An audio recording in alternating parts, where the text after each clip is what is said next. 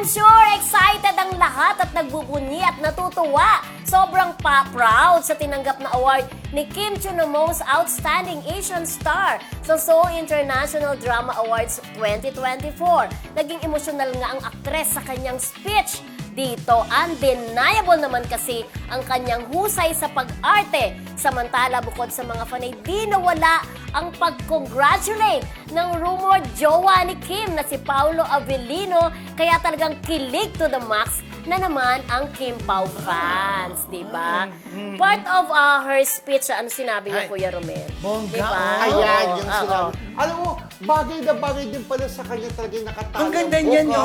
Di ba yung nakita natin sa Oo. Content Asia, nakabagsak yung buhok, ang ganda-ganda niya. Ngayon, ang ganda-ganda rin kahit nakatali yung buhok. Oo. Para si Marisol Soriano ng kadalagan, ganyan din siya. Na nakita mo. Yes! Nakita Sabi ko. niya, I'm Oh. truly overwhelmed to be standing here tonight with pride and honor. I want to express my gratitude to these incredible people who made this moment possible. Siyempre, pinasalamatan niya yung buong production ng Linlang at si Direk Loren Jogi. Naging emosyonal naman siya nung babanggitin niya na si Sir Deo Endrinal ng Dreamscape. And to my ever-loving, supportive fans, this award is also for you. And lastly, I want to dedicate this honor to the person who is no longer with us, my boss, my mentor, and my dear friend, Sir Deo. Ayan. Alam mo, tinan Yun mo, medyo mangyak-yak siya doon. naglalakad pa lang si Kim Oo. Chiu, naiyak-iyak na siya agad, di ba? Parang talagang overwhelming yung pagkapanalo niya sa...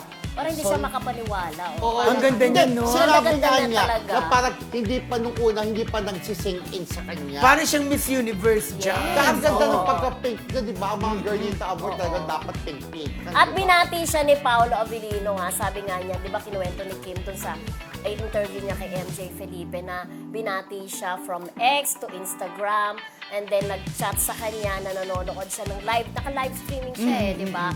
Nanonood kasalukuyan si Paolo. Talagang pinapanood At doon naman, niya, oo. oo, at nag-congratulations si Paolo with matching, ano bang tawag doon, stickers ba yon or ano ba yon yung graphics?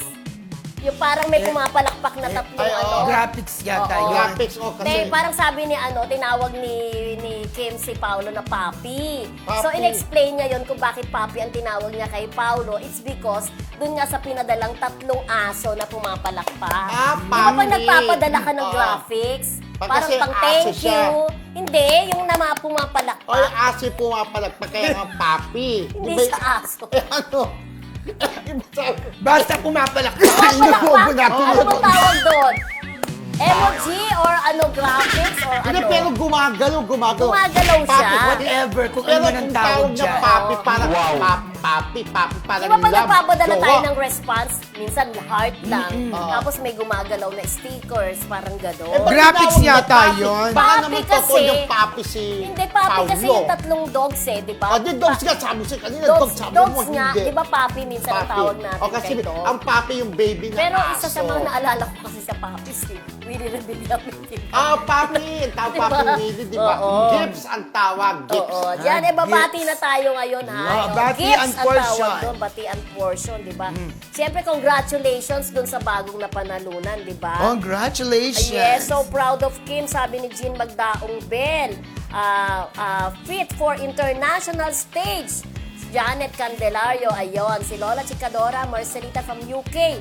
Ayan. Rosil, ayon. National winners ang Linlang nga. And Bongga. what's wrong with Secretary Kim will proceed to compete against other regional winners sa December sa Singapore. Congrats and good luck, Kim Pao. Ayan.